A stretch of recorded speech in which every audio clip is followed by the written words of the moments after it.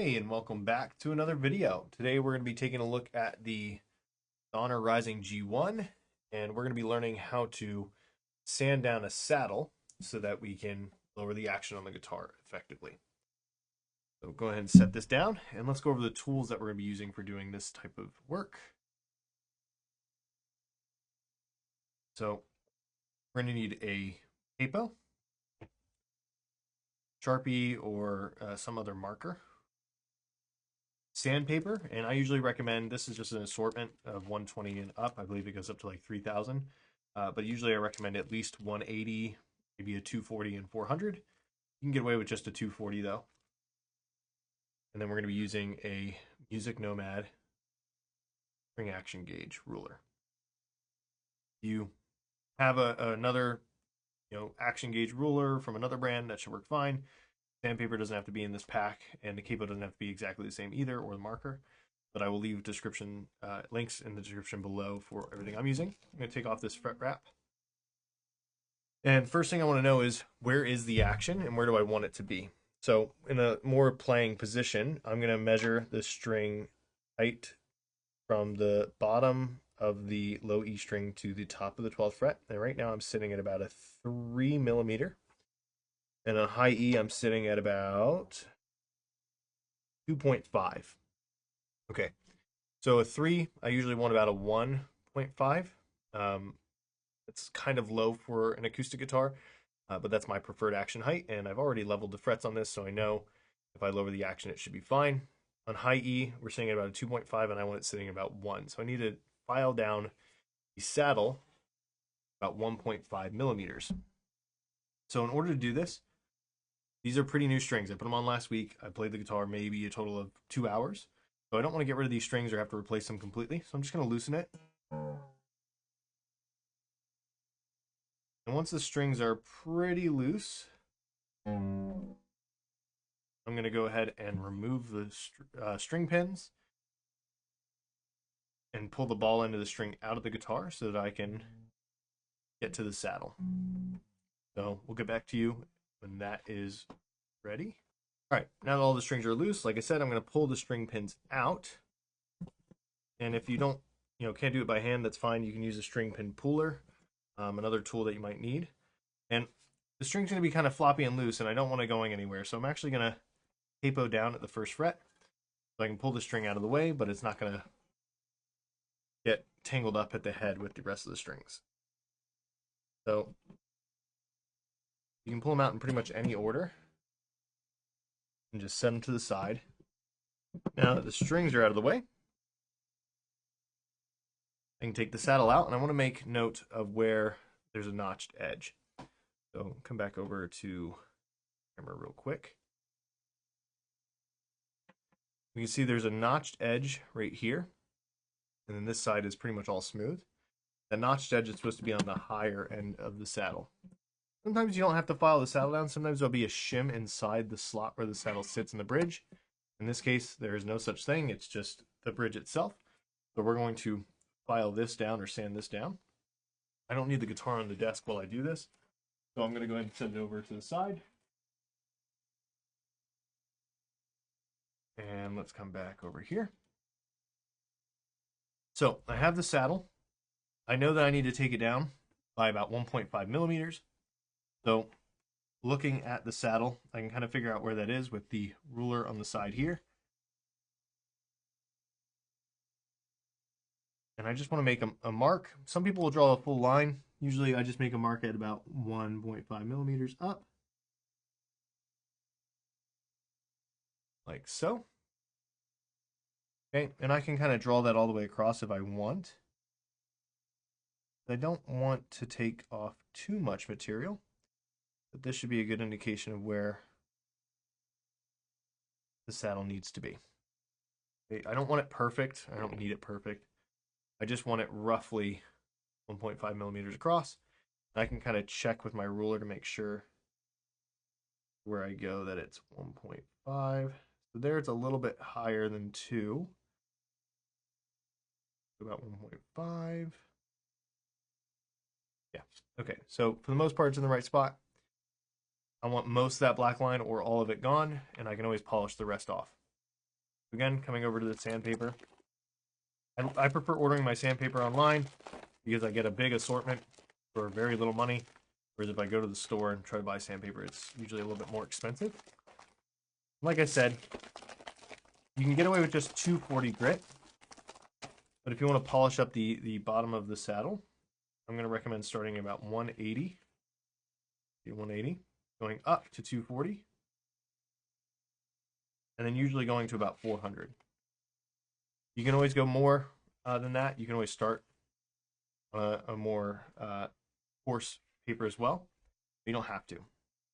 So all I'm going to do here is I want the saddle sitting flat. So let's come over here back to this camera real quick.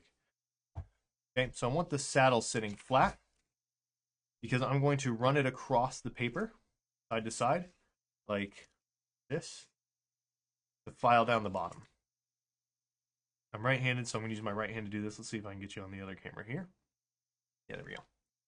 So I'm going to go ahead and file across. And I want to hold towards the middle and try to just keep the bottom of the saddle as flat as possible. That way I don't create any sort of like forward slant or anything. This can be pretty difficult, so it's better to go slow. Here you see we're getting some material onto the sandpaper. And I try to move it to other parts of the sandpaper as I go just to keep the even pretty wear. Or keep the wear pretty even, so that backwards. So this is all it is a back and forth motion.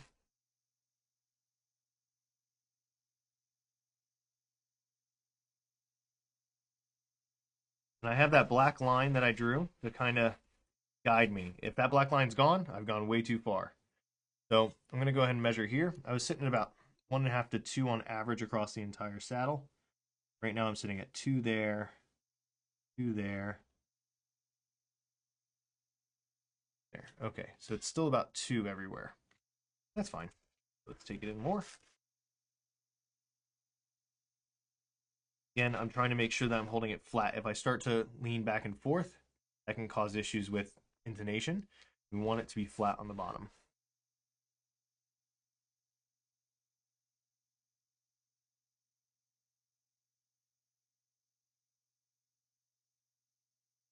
Now I am holding down the sandpaper. You can always tape the sandpaper down to a surface as well. As long as the surface is flat, it should be fine. And right now we have a pretty even looking amount of filing going. So I'm just checking here to make sure it's still level. Holding the ruler against the saddle. And if I hold it up to the light, no light is shining through underneath the ruler.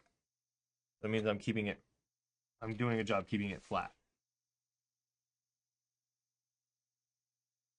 And again, we just kind of repeat this process. So I'll come to you guys when that's done and it's time to polish. Okay, so I ended up going to a 120 grit just because it was moving a little slow and I just wanted to get it over with. 120 is not too fine, not honestly that much more fine than 180. There's a little bit of a line left, okay? But for my measurements, it was about 2 all the way across. There's a couple spots that are 1.5, and now I'm measuring it just about 0.5 or 1 millimeter. So this should be about where I want it to be on the acoustic guitar. I can always file it down more later if I find that there's room for adjustment. I'm going to take the 120. I'm just going to go over, clean up the bottom a little bit.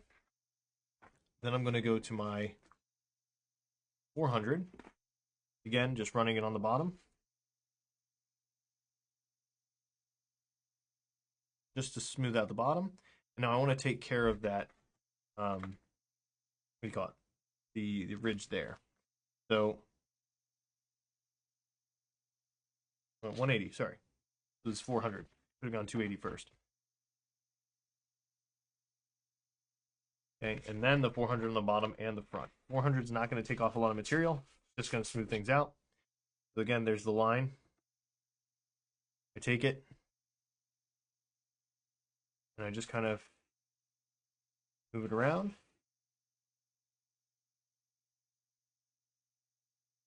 The line starts to disappear across. Okay, I could go a little bit more precise and cut off a piece of sandpaper to kind of iron that out. But this works just as well. Okay, line is almost gone. Okay, that should be good. Now I could keep going up in grit if I wanted to refine it even smoother. Not something your hand's going to be running against, so 400 is a pretty good place to be. Go ahead and just put the sandpaper back. I'll need my ruler and my neck cradle. Don't really need the marker anymore. We can get the guitar back on here.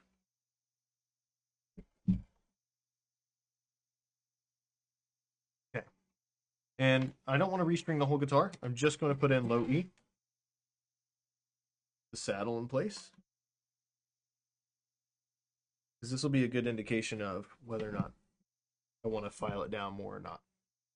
So that's in place. I'm going to go ahead and tighten the string up a bit. Okay. With the first fret capoed, I want it to be sitting at about 1.25 to 1.5. Right now it's sitting at about 1.5. It's perfectly adequately low enough that I'm happy to kind of just put the rest of the strings back in place. So I take each string one by one. All ends will seem like they don't want to go back in. That's fine. You just take the pin, push it down, and it should stay in place perfectly fine. And with the strings in place, I'm just going to tighten high E up as well, because I want to check that that one also has a good action height. Doesn't need to be in tune, just close enough. And again, with the capo at the first fret, I want to be sitting around probably about 1 millimeter, 1.25, and I'm sitting at 1.25. So this is on the higher end of what I would consider good playing action. Could take down the saddle a little bit more if I wanted to, but honestly, I'm perfectly happy with where this is at. It's going to play a lot easier than it did out of the box, and probably better than even some more expensive guitars will play. Sound-wise, that's a personal preference if you like the sound of it or not. It's pretty bass heavy. But yeah, that's everything we need to do to saddle, to take care of the saddle. If you have a high nut slot as well, you can follow the exact same steps to adjust the nut if you don't have nut files. I prefer using nut files, but if you don't have nut files, you can actually just kind of knock the nut off and sand it down flat on the bottom, as long as it's on a guitar that has a flat surface for the nut to sit on. Strats sometimes will have it radiused, and there's a slight different method to do that. Pretty much the same idea, but you have to put the sandpaper around the radius of the neck. So yeah, thank you so much for watching this video. If you have any questions, please leave them down in the comment section down below. Try to answer them all the time. If you liked it, give it a thumbs up, subscribe, and if you're interested in a free lesson, you can go ahead and book your first lesson free on my website in the link down below. Thanks, and I'll see you next time.